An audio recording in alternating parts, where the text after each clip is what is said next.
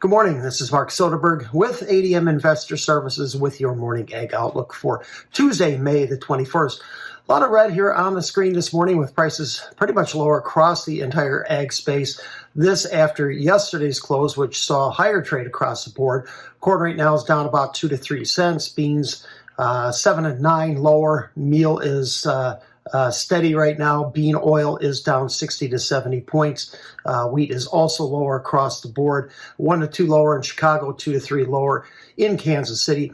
Speculative traders yesterday were pretty healthy buyers across the entire ag space, having bought about 10,000 contracts of corn and soybeans, 13,000 in wheat, and about 5,000 in the products, both meal and oil. Speculative traders do remain short across the ag space. However, this short position has now drifted to its lowest levels in months. Soybean meal is the one area where spec traders are long, with that long position now believed to be just over 100,000 contracts. U.S. crop progress yesterday after the close did show planting progress advanced more than expected last week, despite some widespread moisture, and I believe this is the fuel for the lower trade here overnight. Corn plantings did reach 70%, slightly below year ago and the 5-year average, however, better than expected. 40% of the crop has emerged. That's in line with the historical average. Best progress made across the northern plains, with South Dakota advancing 34%, North Dakota advanced 29%, Illinois, Minnesota, Nebraska, and Wisconsin all advancing at least 24% last week. Bean plantings at 52% trail the year-ago pace of 61, however, are slightly above their historical average here on the beans. I think farmers' ability to get the remaining 30% of the U.S. corn planted over the next few weeks will determine whether we see a significant amount of acreage switching or farmers opting for the prevent plant option. Winter wheat readings did slip 1% to 49%, good to excellent, versus expectations for some modest improvement. Spring wheat plantings advanced 18% to 79% complete. That remains well above both a year ago and the 5-year average.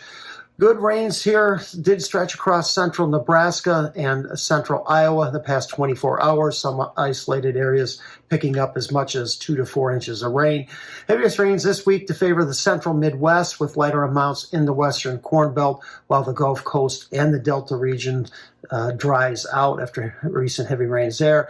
Heavy rains have returned to Rio Grande do Sul in southern Brazil, with some flooding even stretching into Santa Catarina. Hog farmers in Rio Grande do Sul have estimated they have lost nearly 13,000 hogs in recent weeks due to flooding. Argentina remains mostly cool and dry.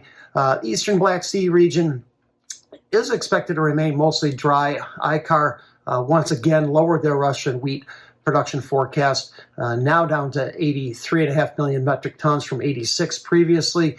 The USDA's initial forecast earlier this month was at 88 million metric tons. ICAR also lowered their export forecast 2 million metric tons to 45. This is well below the USDA estimate at 52. And as hostilities across the Black Sea remain high, that also argues for some additional war premium in the market. We had an inside trade overnight in July ND's corn, with July finding support at the 100-day moving average near 455. Also an inside trade for July and Nove beans. July oil has pulled back now, back below the 46-cent level, for now rejecting trade above its 50-day moving average yesterday. And to me, both July, Kansas City, and Chicago, we do appear poised to challenge their recent highs, 697 for Chicago and 710 for Kansas City. Thank you for listening, everyone. I hope you have a wonderful Tuesday.